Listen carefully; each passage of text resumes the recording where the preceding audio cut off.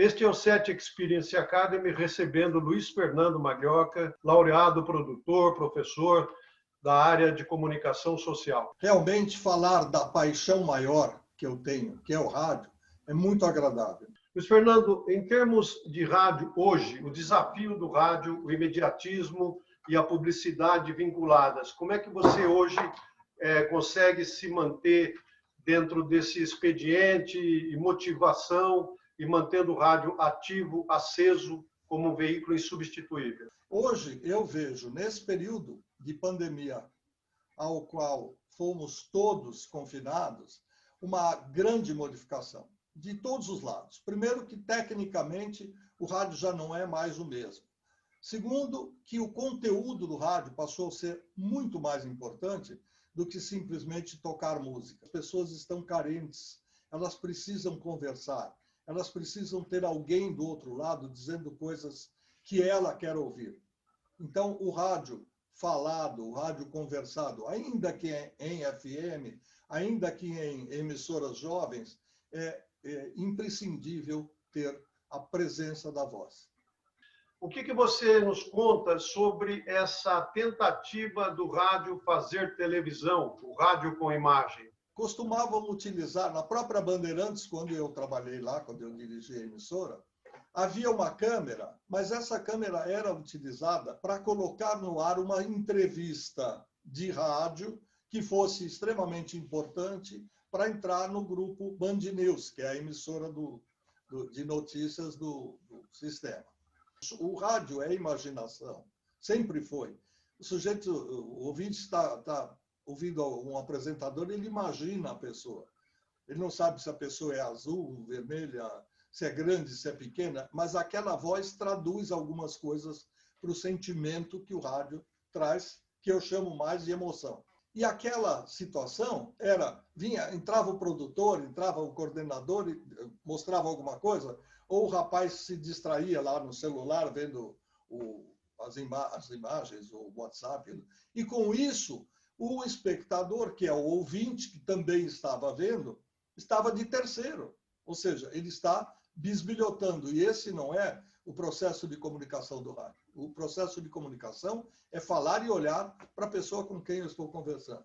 Então, hoje, com algumas emissoras, notadamente a Jovem Pan, que merece cumprimentos, porque sai sempre na frente, essa coisa de você mostrar o rádio com imagem, mas desde que seja feito direto, a comunicação seja imediatamente para a câmera, eu acho que vai bem. Porém, aquela câmera que fica escondida não sei onde, mostrando todo o transcendente de rádio, quem entra, quem sai, quem deixa o papel, quem não deixa, quem cochicha e tal, não me agrada.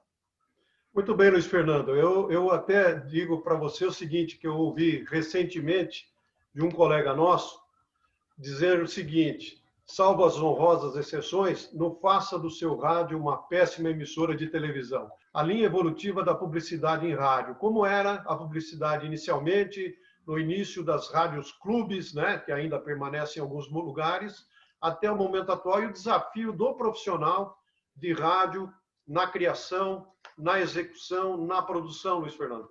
No começo, nós tínhamos corretores de anúncios. Eram pessoas que faziam várias coisas na vida e, entre elas, ganhavam um dinheirinho vendendo pequenos anúncios, como se fossem os classificados de jornal. Aí, com a evolução do tempo, vieram os spots, que são aqueles temas falados, né, o comercial falado, e depois os jingles. De um tempo para frente, com o advento da televisão, muitas vezes as pessoas, os donos das empresas, acharam mais barato, e aí vem a minha bronca, mais barato usar o som da televisão, ou seja, do jingle feito pela televisão, no rádio.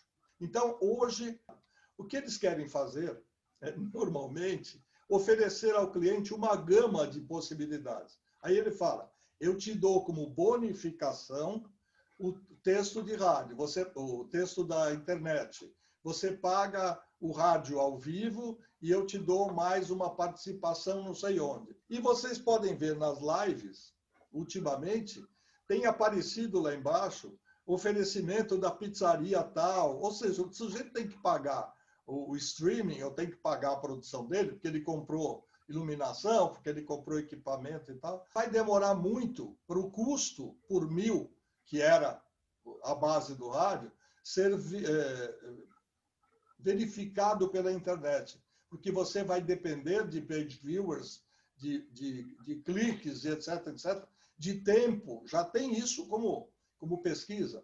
Mas como é que eu vendo uma pessoa que entrou para ver a minha live e olhou 3 coisas, 3 momentos e foi embora, não assistiu a live? De repente, ela não viu o comercial. De repente, ela não notou a hora em que apareceu o comercial.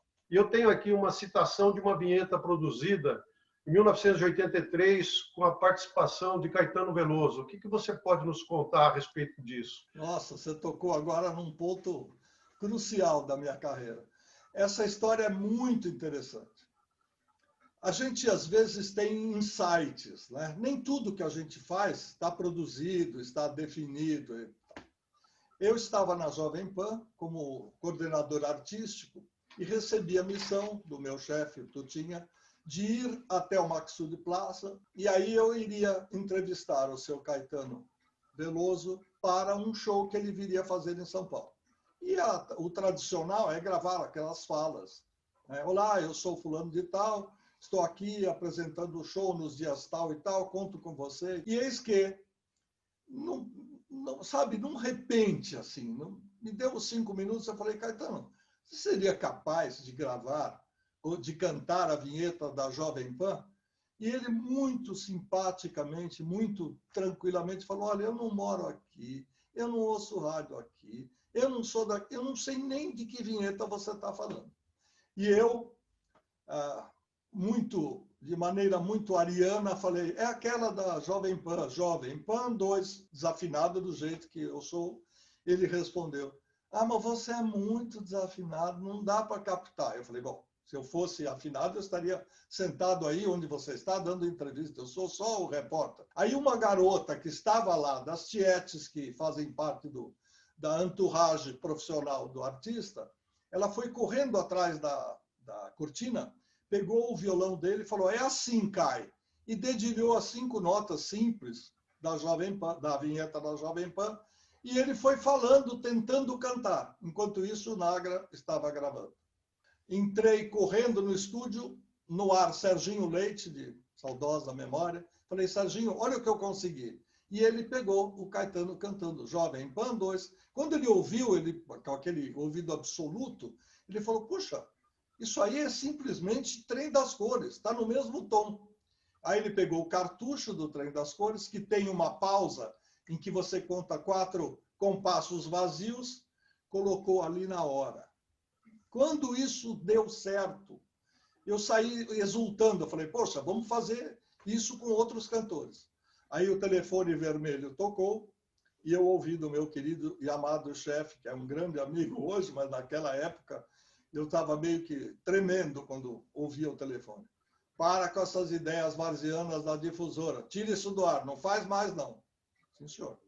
Guardei a ideia e quando eu mudei de emissora, eu lancei do outro lado da Avenida Paulista. Rádio como veículo insubstituível. Existe algum desafio? Nós já conquistamos, estamos atravessando, ele se consolidou. O próprio rádio, quando era dono da reunião familiar, eu me lembro do Capelinha, que meu avô ganhou, colocava na sala e ficava todo mundo em volta, e todos nós ouvíamos o direito de nascer.